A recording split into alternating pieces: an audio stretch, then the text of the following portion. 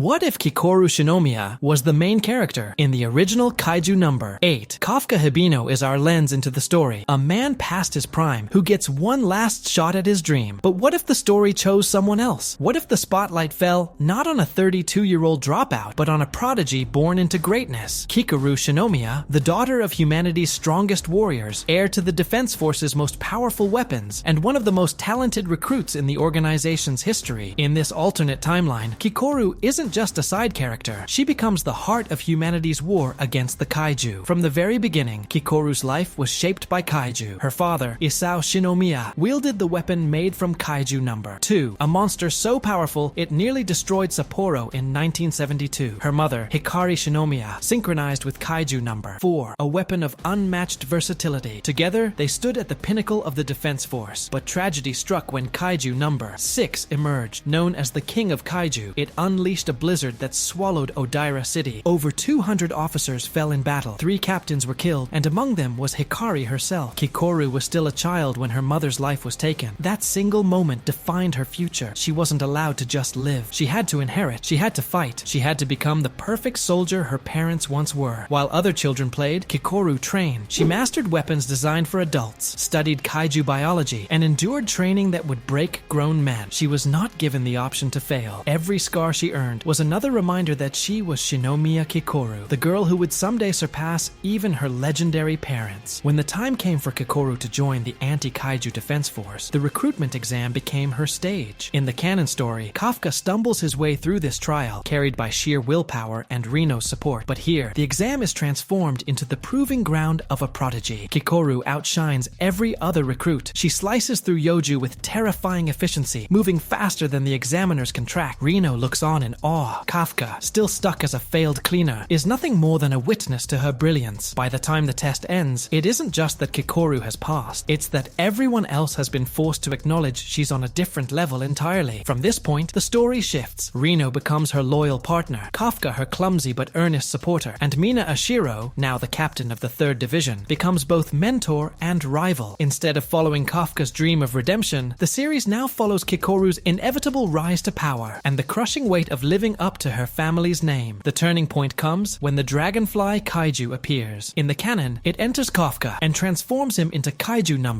8. But in this timeline, the dragonfly seeks something else. It searches for strength, for legacy, for someone who can awaken its dormant power, and it finds Kikoru. As it whispers, "I found you," the meaning changes. To Kafka, those words were a mystery. To Kikoru, they are destiny. She doesn't resist. When the kaiju fuses with her, her body doesn't break. It adapts instantly. Her hybrid nature emerges, and she becomes Kaiju No. 8 herself. This changes everything. Kikoru doesn't struggle to control her power like Kafka did. Instead, she bends it to her will. Where Kafka panicked at his monstrous form, Kikoru commands hers like a second skin, and the Defense Force takes notice. For the first time in history, a Shinomiya not only wields numbered weapons, but also holds kaiju power within her own body. As the story unfolds, Kikoru's arc is defined not by Kafka's theme of second chances, but by inheritance. She doesn't fight because she fails. She fights because she cannot fail. Every battle is a chance to prove herself worthy of her mother's sacrifice and her father's expectations. Her relationship with Isao becomes central. In the canon, Isao watches Kafka with suspicion. In this version, he watches his daughter with equal parts pride and fear. She is everything he hoped for. Strong, brilliant, unmatched, but also fused with the very creatures he spent his life destroying. Their conversations become some of the most intense moments of the story. A clash, not just of father and daughter, but of humanity and kaiju, tradition and evolution. At the same time, Kikoru grows close to Mina. Mina becomes less of a distant goal and more of a mirror. Another woman carrying unbearable expectation. Another leader forced to put humanity above herself. Their bond becomes the emotional spine of the story, a friendship forged in fire. The climax arrives when Kaiju No.